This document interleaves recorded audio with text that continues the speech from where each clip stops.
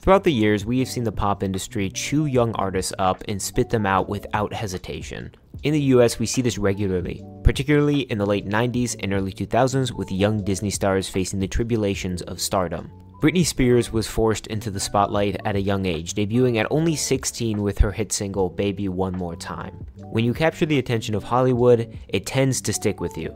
Britney was a pop sensation, all of it coming at an incredibly young age. A very impressionable age. Britney would have follow-up mega hits such as I'm a Slave for You and Toxic. Unfortunately, she was commonly overly sexualized in the media. Reporters would commonly ask her about her dating life and other private information at an incredibly young age, at times when she was under the age of 18. The Washington Post wrote, quote, "In 2007 and 2008, at the height of the Hollywood paparazzi era, Spears' well-chronicled troubles, the rehab trips, the head-shaving incident, her umbrella-wielding assault on a photographer's car were often played for laughs and scorn in the media. The greater public may not have realized it at the time, but the constant media attention Britney faced as a young adult showed to have serious impacts on her mentally. At the time, the media would laugh at these incidents, like when she shaved her head. But in today's age of social media, where mental illness and mental struggles are talked about openly and accepted more,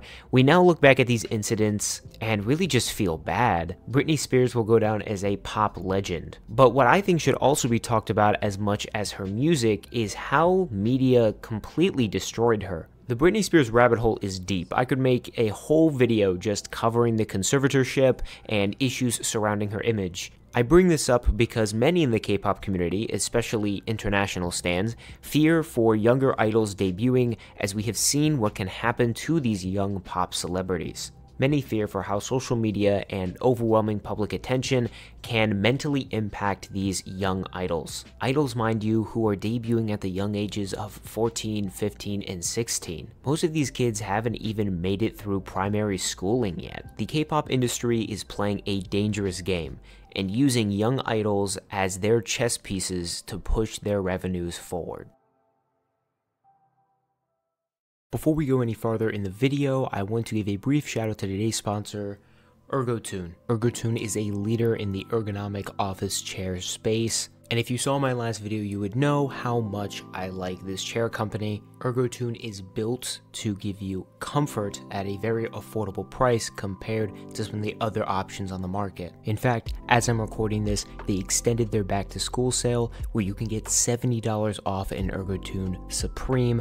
I would go take advantage of that if you're in the space to get an ergonomical office chair. ErgoTune is a leading office chair brand in both Singapore and Australia, but recently opened in the United States as well. They offer a 12-year warranty and free shipping, and it delivers incredibly quickly. I got my chair in less than a week. ErgoTune is built for comfort. It has 11 different adjustment points, 270-degree adjustable armrests, a tri-tune headrest which really helps me during long editing sessions, and this DuraWeave mesh on the chair which makes it very breathable. I don't sweat in this chair or get very hot at all, and the build quality still remains fantastic.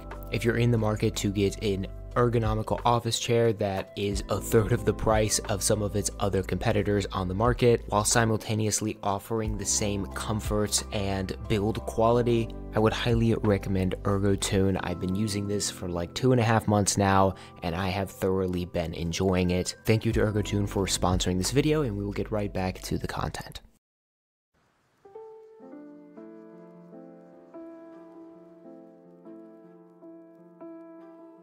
I could sit here and lecture you as to why debuting idols at young ages like 14 to 16 is problematic, and to some extent I will. However, I am aware that many watching already have a pretty good idea as to why it's bad, or can form very basic assumptions as to why it's bad. So why not run down the list? First, you are exposing children to an industry known for materialization of its idols, an industry that commonly sexualizes idols, putting underage idols in companies that have shown tendencies in the past to sexualize them, put them in revealing clothing on stage, have them sing questionable lyrics, and exposing them to a large audience that could potentially be made up of dangerous individuals. You're putting these young idols in an industry that overworks them to the point where 1 to 2 hours of sleep is considered normal. We commonly hear the horror stories of idols' training processes, how they finish choreography by 2 o'clock in the morning and have to wake up by 5 the next day to do promotions. And don't forget the strict dieting that many companies force upon their trainees. If strict diets are pushed in the face of young idols and trainees, that may impact the way they view food and eating down the line. Eating disorders are actively discussed within the K-pop community, mainly because the industry kind of promotes them. The industry is infatuated with the perfect face, the perfect body, and doing a couple of semi-difficult workouts is not going to achieve you those perfect bodies. These idols, they have incredibly strict diets. The industry's obsession to obtain these perfect bodies and looks can not only affect young idols and trainees, but just idols in general. Various idols have come out in the past and talked about having an eating disorder, and on many occasions we've seen idols being hesitant to eating certain amounts of food on camera. Do we really want to throw kids into an industry where these things are commonplace? Nowadays, you have to figure that many young K-pop idols are children that grew up watching and monitoring the industry. Look at NewJeans Haerin, for example, an idol who you can go online and find videos of her BTS collection, including her love for Jin. Now, just a very short time later, she's dominating the stages that BTS once performed on. Haerin is only one example. Plenty of young children are just waiting for their chance to audition to get closer to being like their idols. This isn't necessarily a bad thing. I mean, that same thing happens in every industry. Look at young basketball and football recruits wanting to be the next LeBron James or Tom Brady. But I do fear some of these young children don't know what they're getting themselves into. Recent cases, such as this Luna Blackberry situation, show how bad contracts can get. Kids could be walking into a potential fly trap, suckered in by the very slim chance at popularity. Remember, hundreds of groups debut every year, and only a handful achieve mainstream success. What happens when your group doesn't gain attention, let alone debut? According to MyKoreanAddiction.com, your average K-pop idol can earn an average yearly salary of anywhere from $42,000 to $900,000 USD. That disparity is quite large, and we can even question this number after seeing the contracts of the Luna members that were shown publicly. According to Soompi, the average Luna member was 200 million won or 150,000 USD in debt. Purely from a financial standpoint, do these kids actually understand what they could potentially be getting themselves into? You also have to imagine that these kids' parents are also involved in the process, but the parents could also be pressuring these younger children into becoming idols merely for status. Imagine starting a restaurant and your young daughter becomes a super famous K-pop idol. That can immediately bring attention to your restaurant. In reality, some of these parents are most likely pressuring or pushing their young children into becoming idols purely to potentially profit off of them down the line. And don't get me wrong, in many cultures worldwide, it is expected for the children to attain jobs, to eventually make enough to give back to their parents, show a sort of gratitude. But there is a line between gratitude and leeching off of someone. And pressuring your child into doing something that they do not want to do, purely to accrue status and potential future profits, that's leeching. A quote from Korean Jungwon Daily explains the influence of trot audition shows on the acceptance of younger K-pop idols. Quote, "This spilled over to the K-pop scene. The idea of extremely young contestants became normalized, leading the public to grow more accepting of young K-pop stars. The problem is, while trot programs expect them, child contestants, to perform like the children they are, idol auditions require even those in their early teen years to behave like professional K-pop artists. I'm not sure how appropriate it is for children to act way too mature for their age." They would continue to elaborate on the potential psychological impacts of debuting at such a young age. Quote, "The isolation and lack of peer interaction are bound to affect a child's psychological development and coping mechanisms later as an adult. Even if they do rise to stardom, there's a high possibility that they will find it difficult to handle their emotions or be resilient when faced with stress." They may also be greatly affected by hate comments, then become unable to cope and spiral into self-destructive behavior, which we've seen many celebrities do. The deprivation of socialization is a bigger issue than skipping school. We can even see how being a young K-pop idol can lead to issues potentially returning to normal life. After Gram was essentially expelled from LE SSERAFIM, there were various unconfirmed reports of her getting bullied or not even attending school altogether. Now, most of these claims can be assumed to be nothing more than weightless internet gossip or hearsay, and I know Gram is still a sore spot for a lot of people, and I understand that many don't like it when she's brought up because it is the past, but it is a perfect example of the potential issues one might face being a young idol in the industry.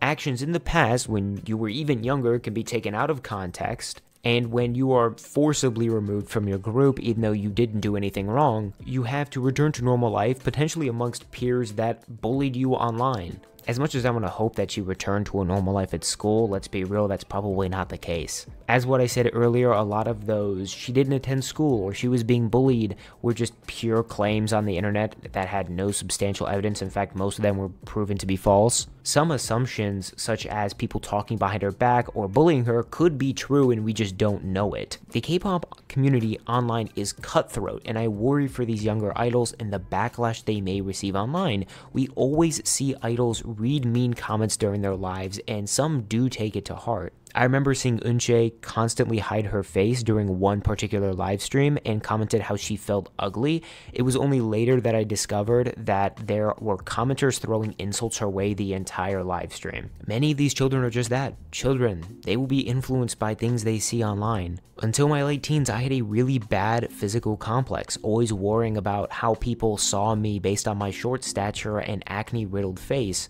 These young idols aren't any different, especially since they are in an industry that prioritizes looks over talent. Idol skin has to be flawless. Eunchae received backlash during LE SSERAFIM's debut period for being spotted having back acne at the age of, wait, 15 years old. It's not safe to have children as young as 14, 15, 16, or 17 in the industry. Not with how actively they are sexualized by companies, not with how strict dieting is and how it can impact their view of a healthy body, and not with how negative the social media space revolving K-pop is. Yet, even with all the drawbacks of putting a child in the industry, we are seeing an uptick of them debut. While idols have debuted as young as 13 in the past, in 2021 alone, we saw 3 14-year-olds debut within months of each other, including Liso from IVE, Mireille from Tribe, and Jian from Lightsum. This doesn't include the 2 14-year-old boys that debuted a year before, being Nikki from ENHYPEN and Jungseob from P1 Harmony. The trend of K-pop idols getting younger is substantiated in evidence. Look at Baby Monster, a group with only one idol over the age of 18 set to debut, and this isn't a small group. It's under YG. They're set to become the next successor of Blackpink, just as BP were to 21. Whether we like it or not, K-pop idols are getting younger, and I don't think companies care about what we think 2,000 miles away.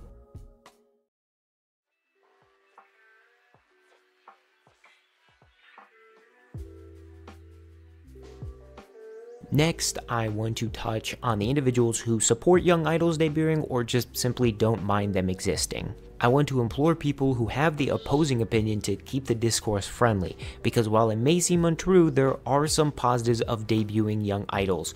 Well, at least for companies. Let's first start off with the fact that younger idols will always draw attention to the group, purely based on gossip. People will hear that a group with a 14-year-old is debuting, and there will be instant talk about them. A lot of the discourse revolving Baby Monster is not because they're under YG or they're supposed to replace Blackpink, it's because of how young they are. Next, young idols have more longevity in the ability to perform and just be an idol. From a company perspective, you would rather debut someone who is young and can perform not only more frequently, but for a longer period of time. Why debut a 21-year-old and have them disband by their late 20s when you can do the exact same thing with an idol the age of 15? Get an extra 6 years out of them as being idols. In American football, we have a term used for running backs. In particular, this is called tread on one's tires. Essentially, it means that a player has a lot of carries, meaning they get hit more and their body wears down. Running backs in football are becoming more replaceable because of this. It's a position that you can only get about 4 to 5 good years out of one player before they start to suffer career-ending injuries because they do get hit an awful lot. They aren't built like those linemen they run behind to take those hits. The same logic can be applied to debuting younger idols. These idols can accrue more tread on their tires before they start to wear down. If you debut an idol in their early to mid-20s, you're already debuting them at the prime of their life, where they have the most energy and where they're arguably the healthiest. If you debut them younger, not only do you get them more experience, but you also get to use them for a longer period of time. Now, that sounds somewhat harsh, speaking on an idol as if they were a machine, but to companies, that's what they are. Idols are nothing more than robots for companies to use to make money, a cog in the machine. When that cog gets rusty or it starts to crack, you replace it, or upgrade to a better machine. Such is the harsh reality of the idol industry. This mindset can also be detrimental to the idol themselves. At young ages, if one suffers a potential devastating injury, it could derail their entire future. But let's not act like companies are concerned with that possibility when money is involved. Another reason as to why some may not mind young idols debuting is the fact that many of these young idols are really just chasing their dreams. Many see the success of the K-pop industry and see the potential of becoming international superstars. I bet there's a good amount of people who see these young idols chasing their dreams and they don't want to derail them by potentially not streaming their music or not buying albums because they would just feel bad. Maybe for these young idols, the industry is a way to make money for their family or build up status to help bring money for their family. As I said earlier, the idol industry is not exactly a pool full of gold. You will most likely not make much more than a cashier at a Walmart over here in the West. But for some, anything is what they require.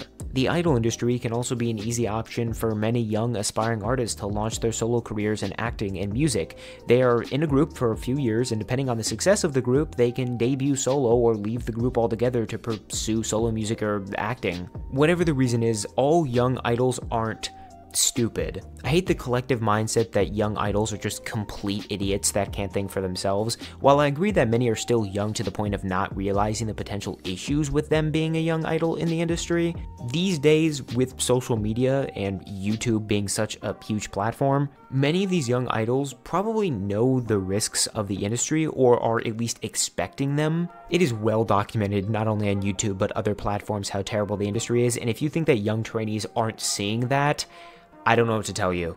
Remember that these kids have to physically sign a contract. They're not just like forced into it by the company. They're not just like stolen from their parents. They have to physically sign something, or at the very least like verbally agree to it. Like these kids, they're agreeing to it themselves, unless their parents are forcing them to do it by agreeing on the kid's behalf, which would be even more fucked up. In all reality, that could also be a possibility. My point is, to act as if every young idol is a naive kid that has zero clues about the outside world, especially in modern day social media, would be a bit rash. Then there are people like me who really just care about the music, whether a 16-year-old is hitting a high note or a 20-year-old. I understand why young idols make people uncomfortable, and it's completely understandable, but it's really hard not to listen to some of these groups. Groups like IVE, LE SSERAFIM, Billy, NewJeans, P1 Harmony, and Hypen, NMIXX, etc. make some of the best music in the scene right now. I mean, Billy, in my opinion, has a top 5 discography in K-pop right now, and they've been a group for like a year and a half. I'm personally not uncomfortable with young K-pop idols singing the music I listen to because there's nothing for me to feel uncomfortable about. I listen to the music to lighten my mood. One of my top 5 K-pop songs of all time is by a group with 2 minors currently in it. Why do I love it so much? Well, I love it because I love the theming, the MVs, the production, the vocal performances, not because they're underage. And I promise you, most other people don't listen to the music just because of the ages of the idols. I listen to IVE, LE SSERAFIM, Billy, etc. because it's good music, and many others do the same. Just wanted to share perspective from someone who does listen to music with underage idols in it, because I feel as if there are some people out there who stereotype people and their reasoning for listening to groups with underage members, and some of those assumptions could be potentially dangerous and accusatory. Look, I get it, there are some creepy and dangerous individuals out there who should not be around young children and only follow groups with young children in them because they're creepy individuals, but to assume that everyone who listens to NewJeans music or IVE's music or Billy's music are creeps because there's underage idols in them, I just can't sit right with that. That bothers me a lot.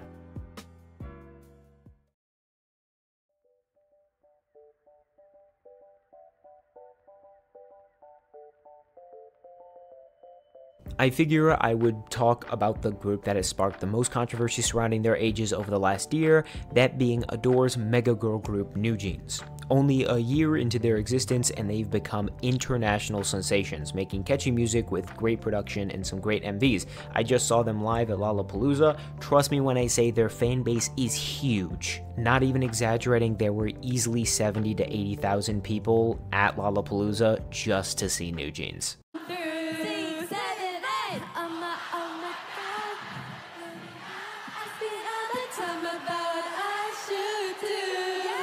Now, it's important to bring up that most controversies they find themselves in involve the CEO of Adore, Min Heejin. Min Heejin has become a public target for backlash, not only for her antics in the past, but even recently as of me writing this. Now, she has a very bad reputation amongst Kpop fans for being involved in some very suspect things involving young idols. Many have claimed her to be a word I won't utter on YouTube for the sake of the algorithm, but it starts with a P. There's a very distinct pattern with her behavior and being involved or tied with projects that involve some very suspect concepts and inspirations. Let's run down a few now. The shirtless, shiny photo shoot where one member had barely turned 18. The usage of teacher and student relationship concepts, including just pure child concepts in FX's Me Plus You and NCT Dream's My First and Last and Chewing Gum. Her usage of Lolita concepts, specifically involving Sully and Red Velvet's Ice Cream Cake. A NewJeans member wearing a shirt saying "A pimp is yours."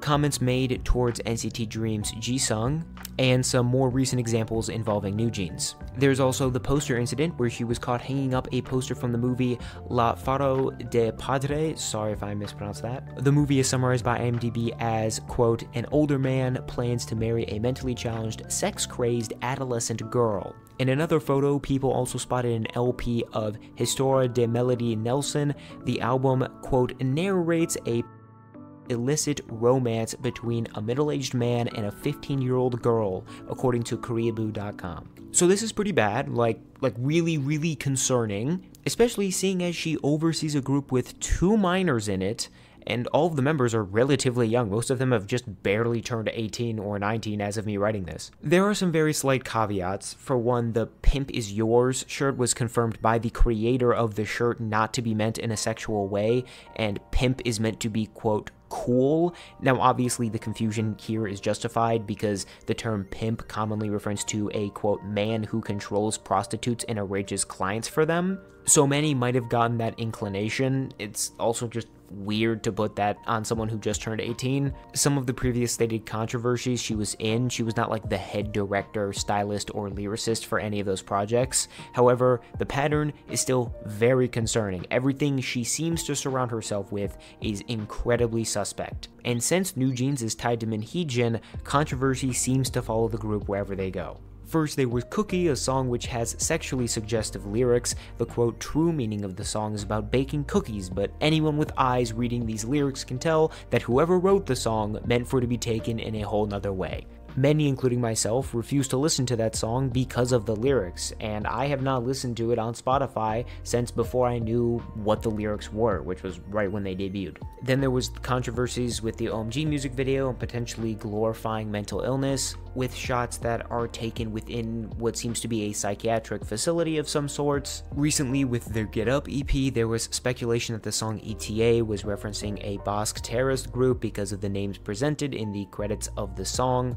The Cool With You music video features a woman of age being depicted as naked in one scene and crawling on top of a topless man in another while the members watch. Now, my opinions on the recent Get Up controversies are a little bit more nuanced. I'm not just taking like one side or the other because there seems to be two sides, and I'm not just going to pick one over the other. I want to look at points from both. The ETA controversy is incredibly nuanced. There's plenty of Twitter threads you can find online explaining like what ETA was as a terrorist group, and the more I personally researched, the more things I found out about the history involving them. Now, I'll admit, at first I was someone who just took one side against Minheejin because I thought, like, all of the stuff adding up just seemed a bit weird, and even now, it still seems a bit weird with the names they chose in the credits, even when you do find out that, like, those names are incredibly common, and also that the ETA music video really does not have any sort of overt referencing to the terrorist group, even though it does have a really weird ending that still doesn't make too much sense to me. Like, did she hit him with the car and kill him in his body's in the trunk? Like, what is going on at the end of that music video? Can someone please clarify that, because I'm still confused. An observation that I made is that once the ETA music video came out, and to my knowledge at least, there weren't any like overt references to the terrorist group, people were not talking about the controversy anymore. I did not see it brought up once, really. I literally never saw anyone bring it up. And I wonder if that's because the people who were accusing Minheejin and NewJeans of like using this terrorist group as an aesthetic, did they realize that maybe they were wrong? Not saying they were wrong or right, I'm just trying to infer what kind of mindset they were in. I'm not Minheejin, I'm not the creative director behind the music videos and the shots and the name selection, so I don't know if it was taking inspiration from a terrorist group or something. I see why a lot of people can like bring that up and can connect the dots. I get it. And if that's true, that's what it was pulled from, that's terrible, that's really horrible. But it was interesting to see how many people were so quick to forget about that whole situation happening. And then with the Cool With You controversy, which was completely separate, there is a grown woman in the music video who's being depicted at the end of side A as being naked. I don't think she's actually naked, like in the shot. The perspective makes it seem like she is, but I don't actually think she is. Maybe she was, maybe she wasn't, I'm not sure if that's confirmed or not, but it's pretty obvious that she's being depicted as being reborn and being naked, like in the music video lore. So that's kind of weird for some minors to be watching it. And like, look, the NewJeans members may not have actually been physically watching that shot in studio. In fact, it very obviously looks to be edited together, but it's still weird that that's implied what they're doing. And then there's also a shot where the grown woman is crawling across a topless, not fully naked, but topless man while he is sleeping, and that's because the woman is not visible to him. Like, he cannot see her or feel her. She's essentially a ghost. And one of the frames in the music video shows that. It's done on purpose. The members also watch this happen. Now, this did not hold over well with fans. There was a lot of controversy involving this music video as well, with it being too sexual for minors to be involved. And to an extent, I do agree. I think that, like, having implied naked women and potential women crawling on top of men while minors watch is weird. It's just weird. But I do think that there were some good counterpoints from the other side in defense of the music video, in which nudity is not inherently sexual. In fact, I saw a lot of people in the comments of the community board post I make say that just because the woman is implied to be naked does not necessarily mean it's like a sexual thing. Jeff Clark wrote an article for the Globe and Mail back in 2018 called "Why We Need to Distinguish Nudity from Sexuality," and there's a quote that says, "There is nothing inherently sexual about nudity. You can be highly sexual with all of your clothes on. You can also be non-sexual with your clothes off." And I agree with this statement. I don't think that nudity really has anything to do with sexuality. I just think a lot of people see it as sexual because when two people have sex, they are naked most of the time. So I do think when people were viewing that scene as it being weird for children to be watching, I do think people were immediately letting their like preconceived bias of like what they viewed nudity as in like relation to minors watching. I still think it's weird that like minors are implied to be watching that scene. Don't get me wrong, I'm not like a full defender of it. I'm just saying that I get the perspective of like nudity not being sexual. For the other shot of the woman crawling on top of the man, it is very odd as well, but you would also have to be implying some things are happening in the scene which aren't happening. To make the argument that the woman crawling on top of the man is a sexual thing, you would have to be implying that the woman is doing something sexual to the man while he's unconscious. I saw a lot of people on Twitter saying that what was happening in the scene was sex, and that is not what's happening in this scene. It isn't implied that's what's happening in this scene. You would have to go as far and say that what's happening in this scene is that the deity ghost woman who can't be felt or seen by the man is essentially essaying him while he's sleeping. And look, I get both perspectives here, but that is a huge leap in logic to take from what's actually happening in the scene, like what we can visually see is happening. Again, I get both perspectives for this scenario here. I get why people call out the potential sexuality involving these music videos, and I get why people defend the music videos.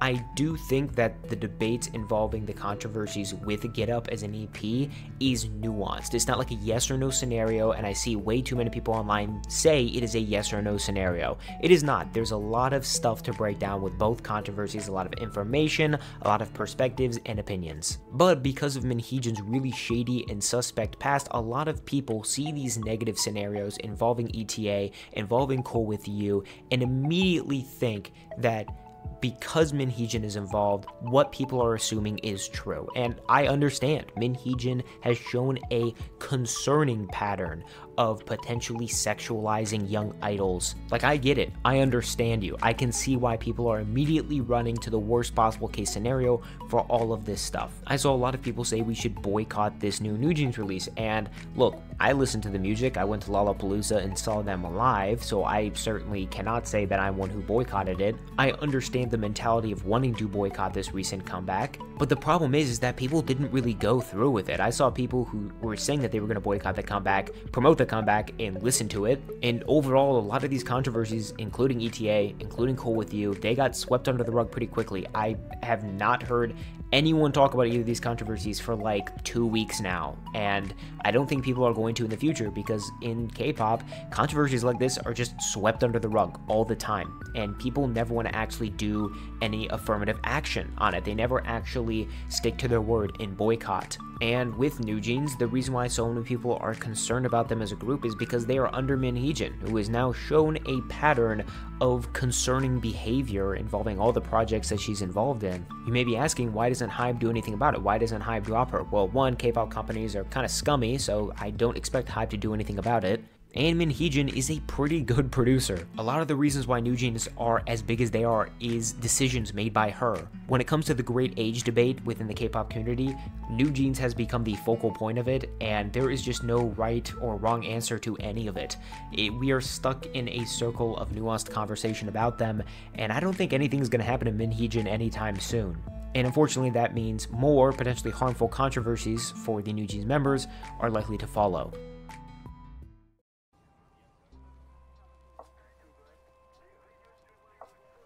Next, I want to cover more of an observation in the community rather than a commonly accepted fact or opinion, that being the apparent obsession of Kang Haerin, the current 17-year-old member of NewJeans. Now, a lot of what I say in this short section is purely observations I've made on platforms like Reddit, TikTok, and Twitter, and should not be taken as a fact. I'm not implying that you should take my word here as fact, and I encourage you to share your own perspectives down below. With that being said, I've seen this very overt obsession with Haerin, her looks, and her personality all over K-pop TikTok. Many seem to be drawn to her curious persona, the way she interacts with her members, and even the way she speaks. It's pretty apparent watching clips of her that she seems to be an introvert, and while that's not something uncommon in the industry or just in real life, I see many people label her as some sort of true introvert. I see a lot of people say online that they are also introverts, and the tendencies that she displays on camera are very similar to ones that they also display. Therefore, people are able to form somewhat of a connection with her, which is understandable, but the way people acted as her being like a true introvert introvert puzzled me because not every introvert is the same. We all express our personality types in different ways. Personalities are inherently fluid and subject to change over time.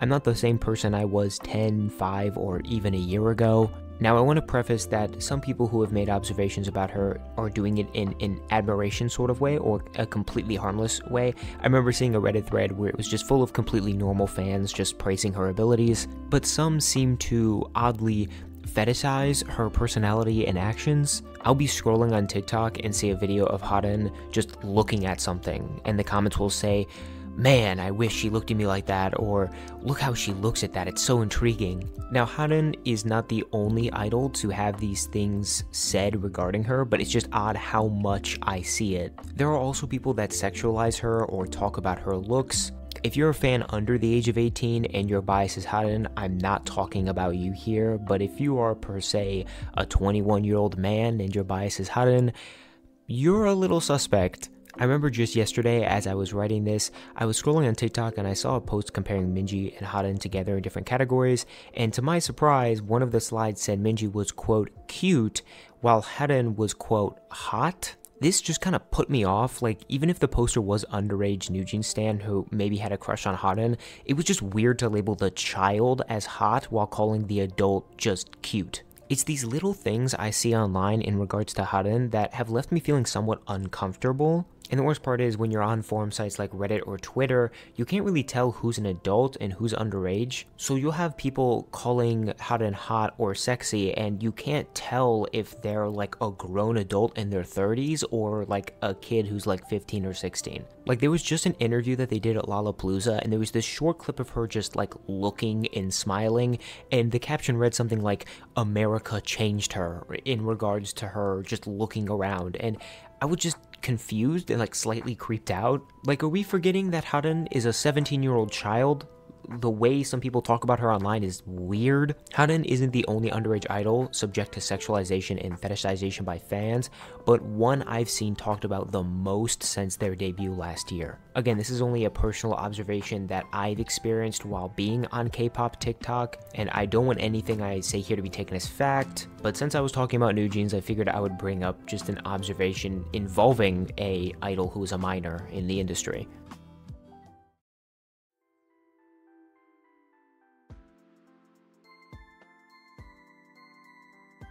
The short answer is no, it will not change, and if anything, it will probably get even worse. But to avoid this section being like 15 seconds long, let's explore the longer answer, which is also no. Companies are starting to realize that having young idols in their group attracts attention purely based on shock value, and while that attention can be fleeting, it can be advantageous to groups. We've even seen the opposite happen recently, with Kiss of Life's debut garnering attention because it was a 4-member girl group that debuted with all adults. Now granted, one of the members had just turned 18, but it's rare to see a group like that debut with everyone being adults. Young idols are becoming so normalized that groups with all adults are like rare fossils. From a company perspective, really it's nothing but positives to debut a young idol. You get to mold them, potentially get more time out of them in their contracts, and they can connect with the younger generation of fans, garnering a larger fan base. Companies don't care about debuting minors because to them, there aren't a ton of drawbacks. The same cannot be said about the community's feelings towards debuting young idols. And the greater K-pop community doesn't really do anything about it.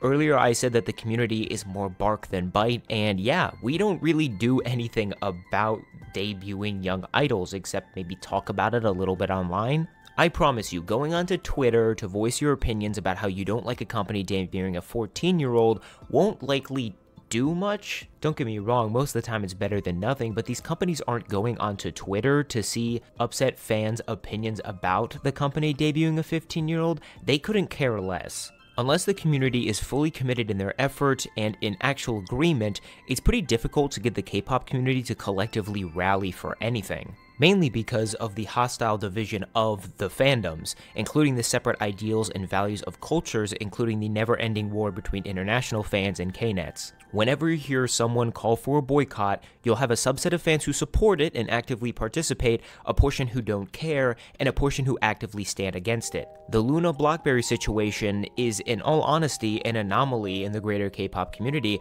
and that's because Blockberry became that hateable. To this day, I still don't listen to Luna music even after many have declared the boycott dead. Companies can get away with their antics because of our division as a community, because we love to get into petty shouting matches with each other rather than taking affirmative action with anything. The trend of minors debuting in K-pop will never die because companies know they can get away with it. Am I someone that contributes to that? Are you someone that contributes to that? Yes, no, maybe so? It's all one fucked up cycle.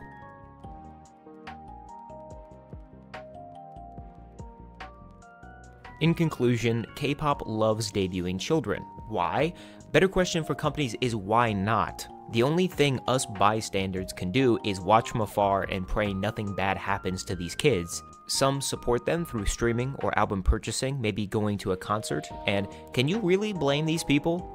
Like, I get it, it's hard not to listen to NewJeans or IVE. They've got some of the best stuff out right now, topping charts and winning awards. Companies have us right where they want us, in the palm of their hand. They create well-produced, addictive music, we listen, and they profit. It's a cycle that while we are all a part of, it's one that we seemingly can't affect in any way. You could say, well, Taeju, just don't listen to the music, and sure, I could wake up tomorrow and stop listening to all the groups I've mentioned in this video, but what does that really do? Certainly not everyone will listen to me. What is my one stream in the grand scheme of things for these companies? Is it pennies?